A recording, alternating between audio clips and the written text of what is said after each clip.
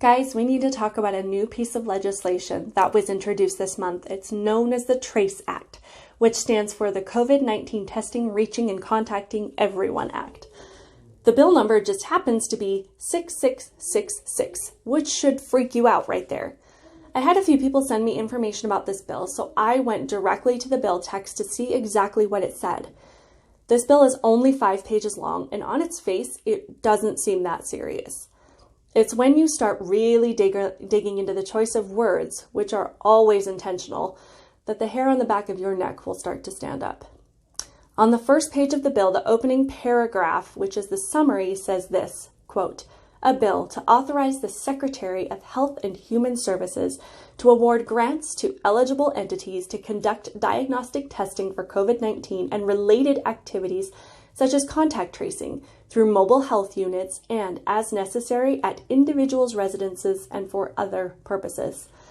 A few of the key phrases that stood out to me from this paragraph alone: eligible entities and related activities at individuals' residences and for other purposes.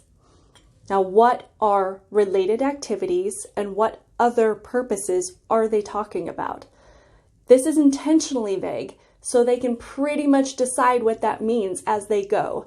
The bill starts out with this outline. In general, the Secretary of Health and Human Services, acting through the Director of the Centers for Disease Control and Prevention, may award grants to eligible entities to conduct diagnostic testing for COVID-19, to trace and monitor the contacts of infected individuals, and to support the quarantine of such contacts through mobile health units, and as necessary, testing individuals and providing individuals with services related to testing and quarantine at their residences. So this bill expanded power to entities that agree to train and pay groups of people to find the contacts of those that have tested positive for COVID-19. Then they will send one of these mobile testing units to your house, knock on your door, and demand that you be tested for this virus because, as stated in this bill, since you've been traced as a contact of someone with COVID-19, it's necessary to test you. Next, it talks about how these grants will be awarded, quote, "Permissible uses of funds. A grant recipient under this section may use the grant funds in support of the activities described in subsection to hire, train, compensate, and pay the expenses of individuals and to purchase personal protective equipment and other supplies. In selecting grant recipients under this section, the Secretary shall give priority to applicants that agree in hiring individuals to carry out activities funded under this section.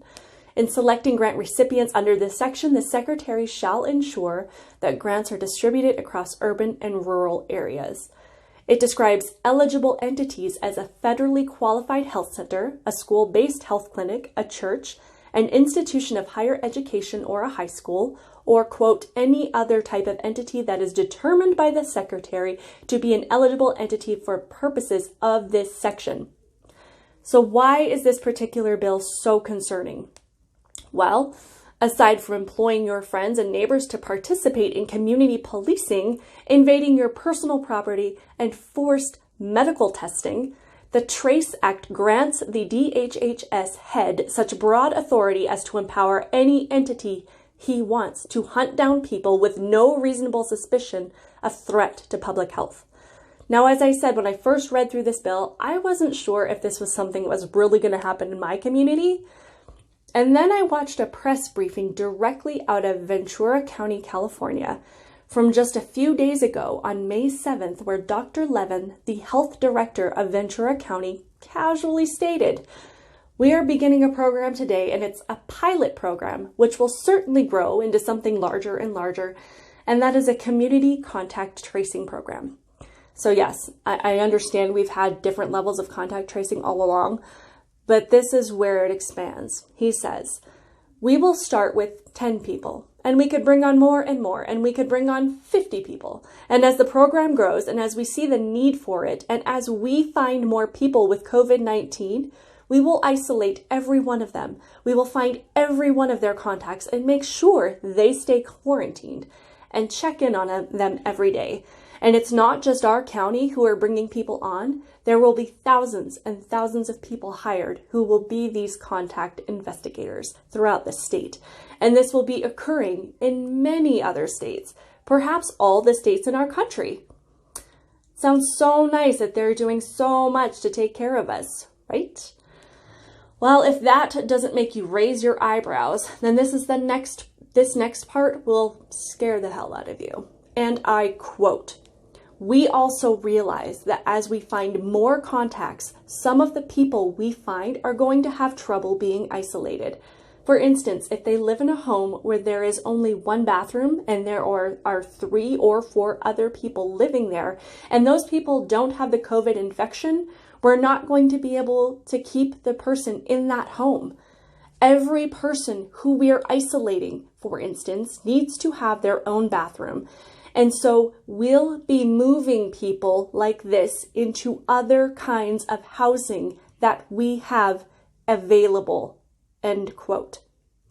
To sum up, they want to fund community groups of any kind, pretty much whoever's willing to get paid for it. And after 2 months of an economic shutdown, there's going to be a lot of people looking for a job.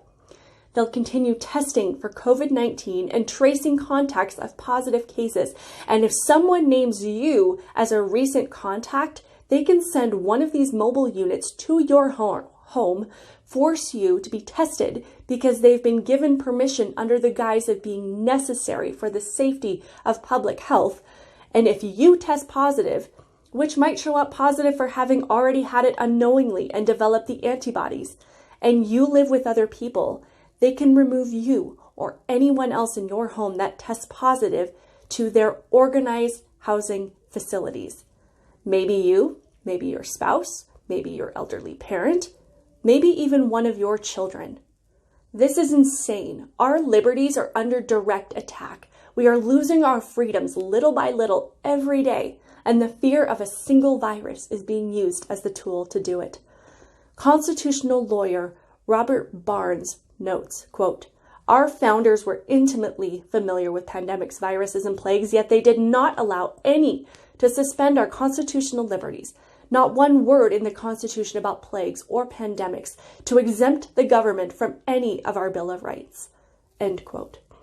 We need to stand up together and fight against this tyranny. We've seen elected officials show their shock and disdain for protests, for unrest, for those that are opening their businesses and starting to defy these executive orders. They try to say that it's because we don't care about human life, or to turn us against each other by labeling freedom-loving voices as a danger to their friends and neighbors. What they forget is that this is America. Unlike any other country in the world, we are protected by our Constitution. And while places like China, North Korea, or Venezuela can shut down any aspect of the lives of their citizens for any reason that they deem necessary, in America, that's not who we are. It's not how things work here, and it never will be. Thank you so much for watching. Please support my campaign as a candidate for representative of House District 1 in Denver, Colorado. It's going to take the efforts, donations, and support from everyone to preserve the foundation of our country, one community at a time. Please go to Samantha4ColoradoValues.com and make a donation today. Thank you.